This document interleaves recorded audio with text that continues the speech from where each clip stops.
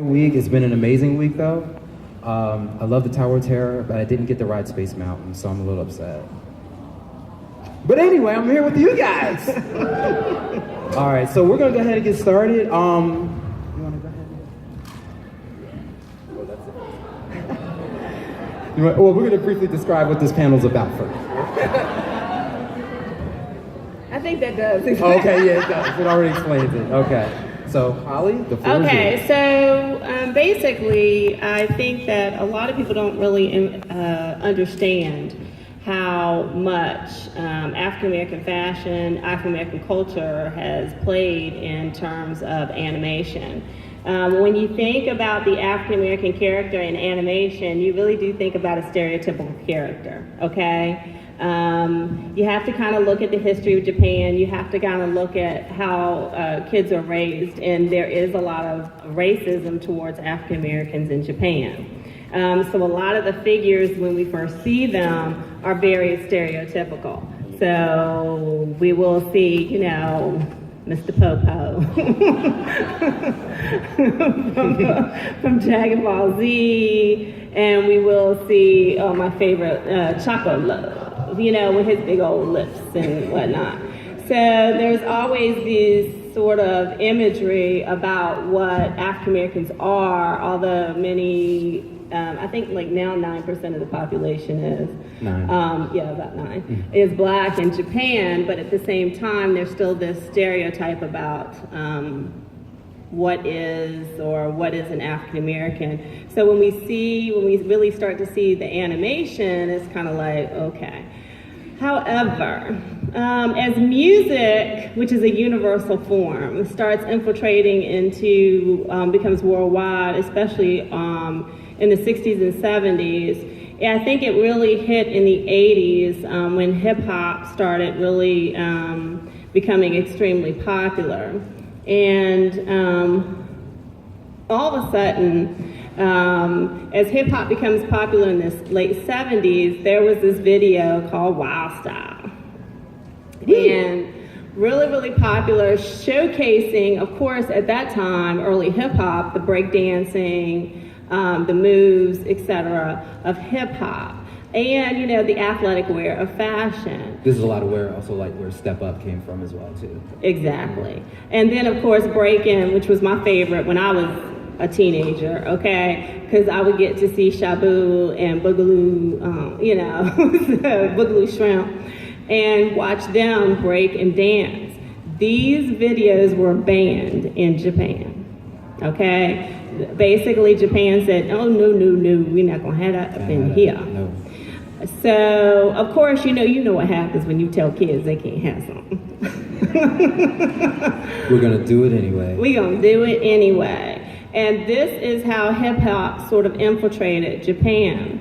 When it comes into Japan, I don't think anyone recognized or realized how much of an influence it would have, particularly on the culture. But it became very, very popular. Another thing that happened is MTV. You have Run DMC, and Run DMC becomes the first hip hop group on MTV, and Japan can get MTV. So then all of a sudden, they start seeing these styles and start loving these styles and start wearing these styles and start getting into these styles. Not only are they getting into it, we'll also start seeing some of our Japanese kids rapping, having rap groups, trying to get rap labels, etc. Then, of course, we have Public Enemy. Flavor Flav. And if you talk to a lot of the manga artists, they'll tell you Public Enemy had a huge influence on them, okay? Because Public Enemy is probably one of the first groups, you know, before NWA, where we really talk about like cultural awareness, street, what's going on in our communities. And a lot of people like that, including other cultures, other countries. The kids kind of gravitated to that kind of rap. Like, oh yeah, I need to talk about my culture, you know, what's going on in our society, what's wrong, etc. So what ends up in Japan is sort of this idea of, I want to be like that. Okay, this is called Bikai. There's Bigaru. There's so many different cults. It's not even funny. But I'm concentrating on the cults that are specifically geared to hip hop and R&B. And as the music and infiltrates, all of a sudden there becomes this idea of what an African American looks like. Because I know when I go to Japan, if I wear something funky, they'll go, "Oh, I love your black style. That is so cool. I love your black style." So Bikai are very, very picky. They are into hip hop. They live it. They breathe it. Everything. Kind of different than like a Bigaru girl. And then all of a sudden, when gangster rap hits, there was this idea of what gangster rap was, and in order to infiltrate or to be a part of it, there was a certain way of dressing.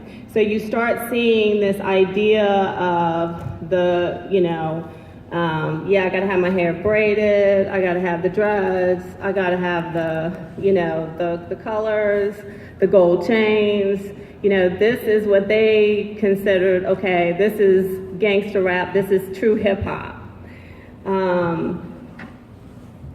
So when we first see influence, one of the cults is called the Ganguru girl. She has changed from this big time, okay? But when she first came out, a lot of people thought, okay, these are girls who, cults, Japanese cults are really going against the norm, okay? The idea of the pure white skin is highly immortalized in Japan. So when you have kids who are darkening their skin, they're really going against the norm. And get thrown out of their families just because of that. Yes, and we do have a lot of, and I'll talk about one rapper who did get thrown out. But for the Ganguru girl, a lot of people, it's like, okay, how did this get started? But a lot of people believe, these girls were darkening their skin and lightening their hair to look like their favorite R&B artist, female artist, okay, or hip hop artist. So this starts to infiltrate. And then it doesn't help when you have like Lil' Kim, Foxy Brown, okay, with these very sexualized, very powerful women. It's already immortalized some of your manga characters who were powerful women in their own right. And very, as you all know, all the women are over-sexualized in Japanese manga. So all of a sudden, you have a huge culture in Japan, and this is important because this culture comes up quick. So around 1990s, all of a sudden we start seeing a lot of changes in Japan. And one of the biggest ones is Naijo decided he's going to start a company called the Bathing Ape. And it's a huge hip-hop urban wear store right in Shaburu in Japan. This is me in Japan with one of the young men who absolutely loves the line. That's all he buys, is this line of clothing. So they are into the culture completely. By that time, we start seeing probably the first manga that I think, Tokyo Tribes, which kind of talked about hip hop a little bit, okay? The characters weren't that stereotypical. They were what I was saying, normal black folks. Yeah, they look cool. They're not with all the cool. big lips. And no big lips, no big ears. We start seeing that. Another thing that happens. Now that was what you were listening to. Oh yeah, by the way, that was what you were listening to when you came in here. So as we enter into the late 90s, as hip hop becomes really, really embedded in Japan, Def Jam goes to Japan and creates Def Jam Japan. And they have several groups in Def Jam Japan. And this is Kanye West with the Teriyaki Boys. And of course, they have become extremely popular. And I think you were listening to a track from Fast and Furious from the Teriyaki Boys. So Def Jam Japan recognizes this is what's going on. At the same time, lovers of hip hop are paying homage to those who invented it. So in order to be a part of hip hop, that means you must look like the inventors, which are African Americans, and they don't make any holds barred. They will tell you who invented it, where it came from, etc. So what ends up happening is the look, and this is Miss M. She was a rapper at the time. And if you can see the afros, you'll see the braids, you'll see the women do a lot of things and darkening her skin. She is pale, I can tell you that right now. This is a pale woman. And I know she is because when she came out, she was popular for about half a year. And then all of a sudden, we have a new look that comes back in, which is the pure white skin look again. And then she got ostracized by her family, her friends, and everything, and she had to get out of it. The pressure was too much for her. So, so as this community of kids are starting to kind of look into the African American culture and kind of embrace it, we start to see Shamarouge. Samurai Champloo. Thank you. She was like this semi shampoo. I was like, no. No, shampoo come about, and what I love about this is that are there any black characters in it? Not really. Okay, but it is so hip hop. It's not even. I mean, the opening. Everybody knows the opening video. I mean, the opening intro to the. I mean, Scratching, gangsta. So obvious. It's so obvious that it's influenced, and what I love about it is the producer of it, Shinichiro Watanabe, who created. You all know he created Cowboy Bebop, right? Okay. So he said, I believe the samurai in the Edo period and the modern hip-hop artists have something in common. Rappers open the way to the future with a microphone. Samurai create their fate with one sword. So he has admitted that he's been listening to hip-hop for years. He loves hip-hop, and he was trying to figure out how he could integrate the music. And this is how we start. Once people recognize what the music is, then they get interested in, okay, well, what do the fashions look like, and what does everybody look like? And then all of a sudden, I start seeing manga characters that are a little bit more realistic, okay, and not so stereotypical.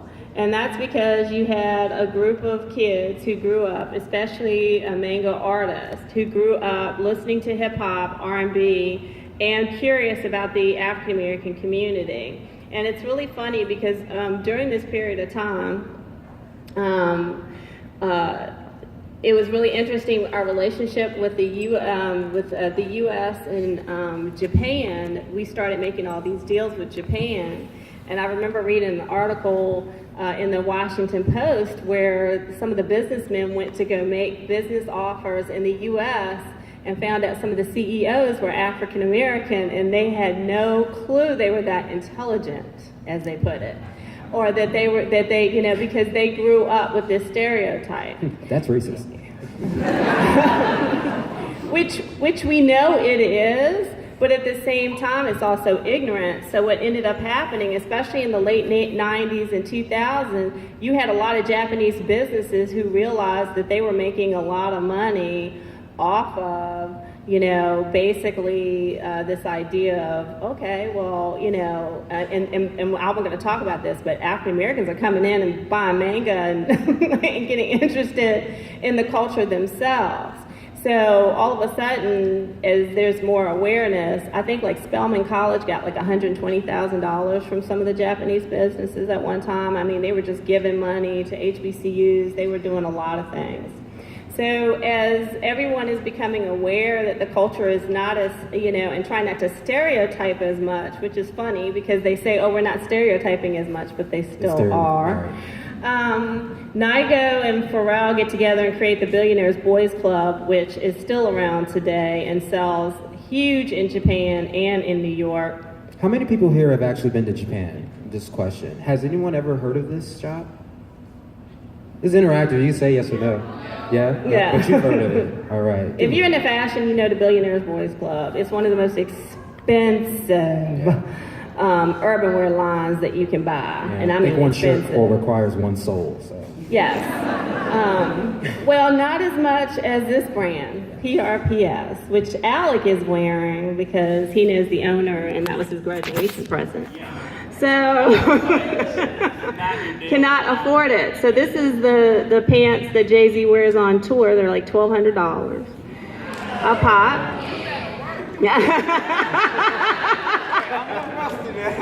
But this man was smart. So he's actually right out of Virginia. Started a company called Academics, which I'm sure some of you have purchased before. Give me your sexy pose, Alec. And do it. Try to pose. Sold the company and created a company called PRPS with a purpose. It's actually named after a black stock car racer. And decided to start the company in Japan. Okay, so he uses cotton from Africa and has it woven in Japan and produced in Japan. Didn't show his face or anything. Japanese kids were buying it like crazy because it was an urban hip-hop style brand. And he made a ton of money and has made a ton of money. The reason it started going into the U.S. is because the celebrities caught on to it. I think David Beckham started wearing it first, and he exclusively wears it. They go for about $500 or $600 a pop in like Neiman's or Bergdorf's, but he started in Japan first. So he's very, so his shirts will usually say the first American Japanese brand. Okay, and this shows sort of the music and fashion influence that the African Americans will come into Japan because they noticed how much, some of the urban wear, the street style, and some of those styles were influencing. It's kind of funny you say that because it kind of reminds me of when you talk about how he kind of kept himself behind the scenes. Reminds me of that scene in Lethal Weapon 2 when the guy goes, Joe Pesci's character, Leo, goes in and he's like going to the South African consulate. And he's talking about, I have a friend here who needs immigration or something. He comes in, and it's, Murtaugh, and he goes, oh my God, you're black.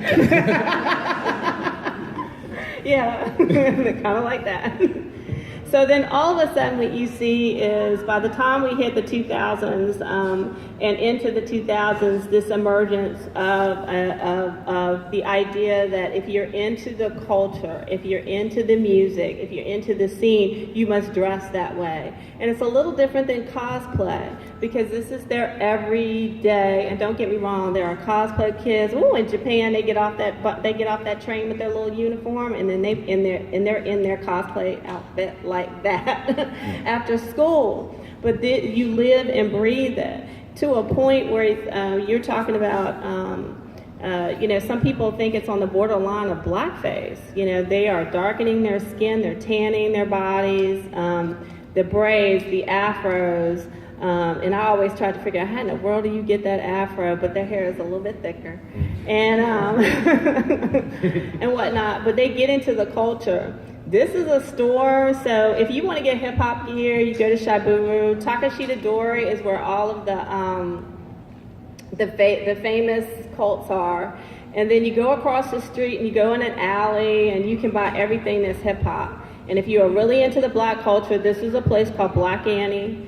And basically, it's historically African-American stuff in there. Like you'll see shirts that say, do the right thing. They have a clothing company called History, HSTRY. So you'll see the, Black Power movement or, the guys, shaving history and the afro. Okay, anything that's iconically black is in that store, and a lot of the kids gravitate towards that because their idea is to be embedded in the culture.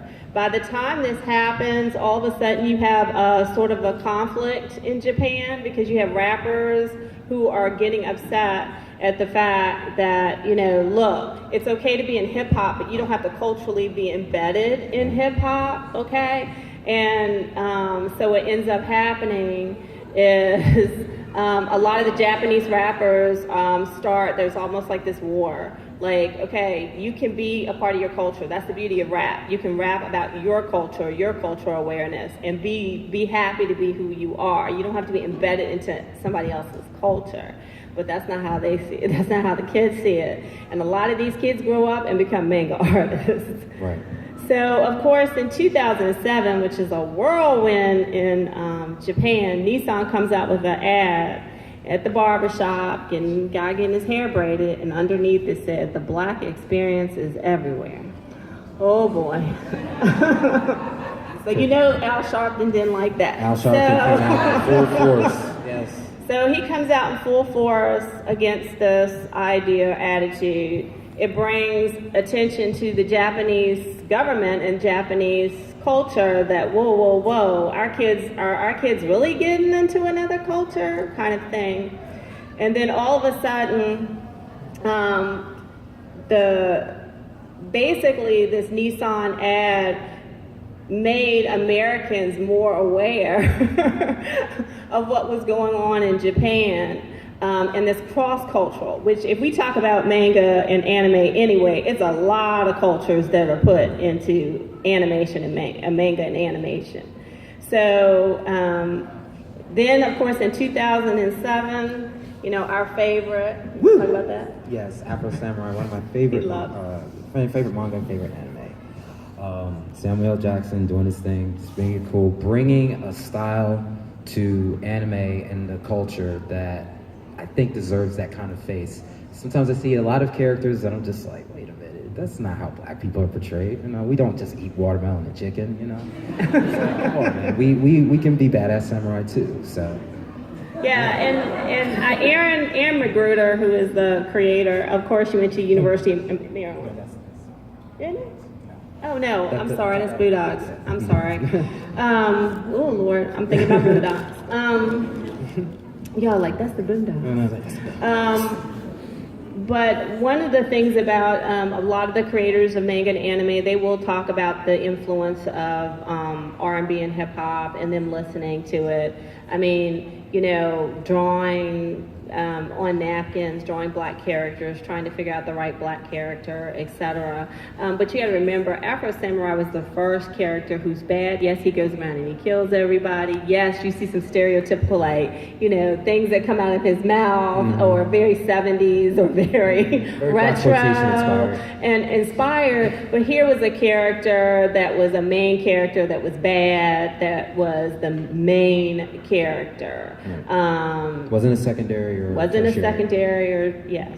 So all of a sudden we see some of these more positive images, like mine. Asuka Jackson. I love her. She's bad. And she's not, and she's beautiful. And then also what really got me about her character, there's a lot of Brazilian kind of, in there. And so all of a sudden you see some of these characters and they start making them mixed and, trying to figure out the African American culture, which were a bunch of mutts anyway, but it's just kind of that. And I really loved it. It's funny because with the Michigo yesterday, as we were getting ready, I was working on some, getting this presentation together, getting some things done. And it's funny because I had introduced Angel to Machiko Do Hachi. Sorry, I'm trying to still get his names right. But I introduced her to that. She's 8 episodes in already. And I just remember when Otakon was speaking, it was the funniest thing. I'm up here working, I hear everything in Japanese, so I watch everything subtitled. And all of a sudden I hear, I just hear something just go, "You smell like ass." And it's just like, I came out and there's Atsuko talking about it. I was just like, that was the funniest thing in the world. And it's just, I came in and I just watched the rest of the episode with her because it's like, oh gosh, she's such a badass. I love her. Yeah. I really like her. Another character, and I'm just giving an example, there are more, but just giving examples. I think it's Mayuki. And I love her because she's super intelligent. She is so smart. And it was like this, this black woman that was so smart. And she's sexy, woohoo, okay? But she's highly intelligent. And it was funny because you had a lot of people who didn't know what she was. They were like, well, what is she? It got to a point by 2009, and it was so funny that the manga artist was like, what do you mean, what is she? I thought the dreads would give that away. She was African American. She's not white. What is she? But basically what I'm trying to say is that, the culture and the African American culture is so embedded into the youth of it that we start seeing. And no, I was just gonna say too, I like the fact that, is everybody gonna be watching this on, I know that Toonami or Cartoon Network has picked that up. Is that airing right now on Toonami right now? But it's gonna be airing soon, and I'm glad to see a series that's this old coming back and resurging and getting in front of people. Yes, it will be back. So, if you are a snowboarding freak, you know who this is, okay? Any snowboarders out here? Snowboarders? So this is Kokobo. And he's black, yes! So this is Kokobo, and so this is what happened when he came to the airport at the Olympics, okay? With his dreads and his earrings and his tie loose and his shirt out and his pants sagging, okay? Typical. This is what the typical teenagers want to look like. And, you know, here's this adult male doing this, and so the Japanese government got ticked off and banned him from the opening ceremonies of the Olympics because he did not look appropriate. This brought a lot of controversy to Japan because then the Japan youth and were saying, well, wait a minute. So are you saying that we have to be culturally appropriate to be a part of Japan? And what is culturally appropriate? So these were some of the questions that were being asked at that particular period of time. Now, as we all know, this is Nicki Minaj. Animation, manga, which books, and animation production have had a huge influence on the youth. I never forget when my kids were little, I used to have to they wanted to go to Disney World. I thought they wanted to go to Disney World because, you know, oh, I want to go to Disney World and see Mickey Mouse. No, they wanted to go to Epcot so they could go to Japan because it has the only manga books that are in English. Yes. So I was like, you know, they get all their manga books in English, so they could get Ponyo in English. Right. And that's where they would go, the first place they would go. And I didn't understand it until I started doing my research and understanding why they loved it so much. But Nicki, I'm going back to Nicki though, but Nicki Minaj is someone who has stated over and over again how much manga and has influenced her. Another one, and I don't have a slide, who's majorly influenced by manga, and you may not think this is kind of weird, Snoop Doggy Dogg. Oh God, Snoop Dogg is down with manga and anime. Yes, totally. He totally reads it like every night. He is so into it. As a matter of fact, on his Instagram, he actually had one of the Japanese youth, and I think under his Instagram it was like, which one of us is black? Yeah. She was so dark, and with her, she had a cute braids though. But also the Afro-punk movement has been influenced by manga. A lot of times in the Afro-punk movement, the colors that are being used mixed in with the African colors, but you'll see a lot of influence of manga in the Afro-punk movement. I see it in the room now. I see it when I came in this morning. I saw it. It's kind of really awesome how that's taken off. Yes. Mm-hmm. And then, of course, our favorite. We all love Boondocks, and the reason I love Boondocks is because when Aaron Magruder decided to do this, it was not like, oh, I'm just going to do a series that's based off of animation and manga, okay, Japanese manga. It was, I'm also going to make these characters very stereotypical, like some of the characters in Japanese manga, which is why we love them so much. Especially Riley. Oh my God, especially Riley. Yo, Santa, you a bitch ass. You gonna pay what you owe. See, I like Huey because he's just deep. He was just That's my pro-black brother. But I love the way his depiction. And again, the depiction is really cool. It's not stereotypical. Yeah, he's got the afro, but he looks cool. So. But it is. I mean, some of the characters do have the stereotypical ways, but I love the way he added that to that. And of course, yes, Aaron came out of University of Maryland. Oh, the Martin Luther King. That was great. Yeah, the Martin Luther King. That speech went on. He did total filibuster.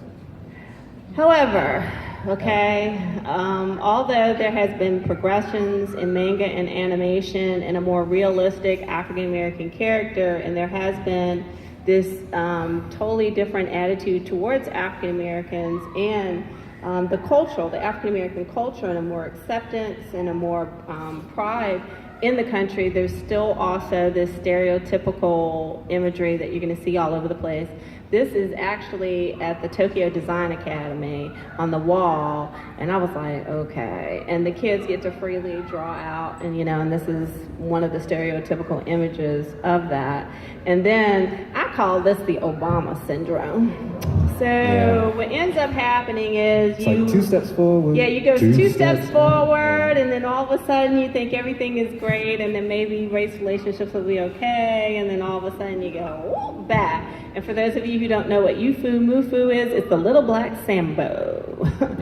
Coming out. Right back and if you go to Japan now, you'll see the keychains is everywhere. So all of a sudden it was like this whole stereotypical imagery came back. Notice when this started, 2008. Anyone have an idea of who came in the office then? So, and I do not want to downplay the fact that the kids who are into what they call an R&B or hip hop culture, same thing in the U.S., are very, very respectful of the African American culture, and very, very respectful of understanding what it means to be Black or to be African American. So this is not atypical of an entire country, but at the same time, just like our country, you have some people who don't want to change some things. But anyway, I can't wait to see what anime looks like and what's coming out and what's new in Japanese anime. I am enjoying a more realistic character that is coming out in Japan and in the U.S., where we now have a lot of artists who are designing and doing manga. And that's it. Yeah. So any questions? Yeah, if anybody has any questions, feel free to line up for some Q&A. Yeah, go on. Yeah, I can hear you perfectly. You look great, by the way.